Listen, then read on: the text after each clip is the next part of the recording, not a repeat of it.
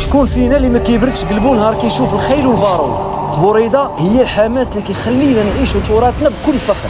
اليوم حنا في بوزنيقه باش نعيشوا معكم اجواء الاقصائيات بين الجهات، وبالضبط الجهه الوسطى غادي نعيشوا التحضيرات، اللحظات المثيره والنتائج اللي كيتسناها الجمهور. النهار كيبدا مع الفجر، الماكله هي اول خطوه باش تكون الخيول في المستوى. من بعد الاكل كيبداو ينظفوا الخيل بالقرشال ولا البروصه باش تكون نقيه، عاد تجي مرحله التنظيف بالماء اللي تعطيهم الانتعاش والطاقه. الخيل ضروري تحس بالراحه.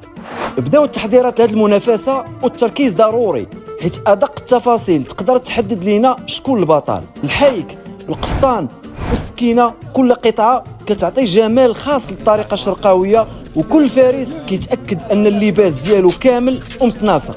ما بقى والو باش الدار يكونوا واجدين، وتقريبا الاغلبيه مستعد باش يدير اللي عليه. يلا اخويا يلا، الوقت راه ما بقاش. وي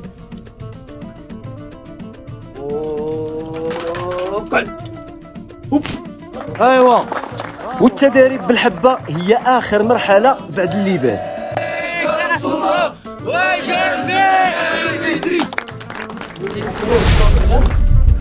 ايوا واحد الله يرضي عليكم. سير على الله با انا والسي ايوب الله يسخر السي ايوب. من بعد ما سالوا التحضيرات، الفرسان خرجوا من اللوطه وكياخذوا الخيل ديالهم وتيتاكدوا من كل شيء قبل ما يمشيو للمحرق. كل خطوه كيزيد فيها الضغط، ولكن الحماس كيبقى حاضر. تقريبا الخيل كلها واجده باش تكون في الموعد، ودابا كما كتشوفوا الصوره في طريقها للمحرق، وهذه طريق الخيل فيها الخير. خير جبتي سير سي امين الله يسخر، الله يجيب التيسير، الله يجيب لكم التيسير يا سيدي. وصول صربات المحرق في مشهد خيالي، الحماس كيبان على كل واحد فيهم.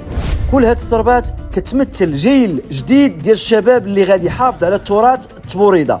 معنا صربة محمد غرابو ممثل جهة بني ملال خنيفرة، وهذه المشاركة الرابعة لهاد الصربة. صربة امين بكار ممثل جهة عبده اسفي كيلعب بالطريقة الناصرية. امين بكار ياك، تبارك الله عليك. ومعانا صربة المقدم بدر الدين الخادي ممثل اليوسفية، واول مرة كنتلاقاهم. تحياتي، غنسلم عليك. ماشي مزيان، الله يحفظك. منين نتوما؟ الشماعية مراكش. نازل الشماعية، تبارك الله عليك. الله يجيب التيسير، تبارك الله عليكم الدراري. خادي تحياتي، الله يسخريكم. نتوما راكم في دار السلام ان شاء الله. الله يحفظك عشيري، تبارك الله عليكم. ومعانا ممثل سطات الصربة المقدم امين سميح، كانوا حاضرين العام اللي فات في دار السلام وقدموا اداء في المستوى. هاد الشباب راه قل من 17 سنه، وكاين اللي عنده فقط 12 سنه. لا خوف على مستقبل تبوريده. صربة التروفي يونس، التروفي من سيدي بن نور، الاسم الاكثر حضورا في تاريخ الاقصائيات ديال تبوريده. عائله مولوعه بالخيل من الصغير حتى الكبير. شي مزيان. صربة انور احضيش ممثل قلعه سراغنا، جانا خصيصا من ايطاليا باش يكون حاضر باجود الخيول. من مراكش معانا صربة المقدم ايد سالم بطل المغرب في 2023، نتمنوا لهم التوفيق وتحياتي للناس تحناوت. جعيدان الله يحفظك. صربة الفقيه بدر الدين ممثل الفقيه بن صالح وخريبكا، هذه اول مشاركه. تبارك الله على صاحبي، راك منور. سير على الله، تبارك الله عليك. تحياتي. اهلا اهلا اهلا سي عمر، تحياتي. سي بدر تحياتي، الله يسخر، الله يجزيك. صربة المقدم بدر زريزع بطل المغرب سنة 2024، ممثل دار البيضاء بن سليمان مول الضحيكة، وأول مرة غادي يلعبوا بالطريقة الخياطية. من مراكش المقدم عمران بركات قدم مستوى عالي في جائزة الحسن الثاني العام اللي فات. بركات الله يجيب التيسير، الله يسخر لكم الدراري. واجيو تشوفوا دابا المحرك، الله يبارك. تنبغي نشكر سوريك على التنظيم الرائع والمجهودات الجباره اللي تيقوموا بها للحفاظ على هذا الموروث الثقافي. وراك دابا الفراجه واللي مستعد مزيان هو اللي غيتاهل.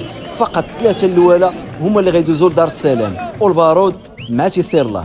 والبدايه مع التحيه او التصويره اللي تيكون فيها تنقيط على جوده الخيول واللباس وتناسق الصربه في المحرك. عاد من بعد كيجيو الطلقات بالبارود.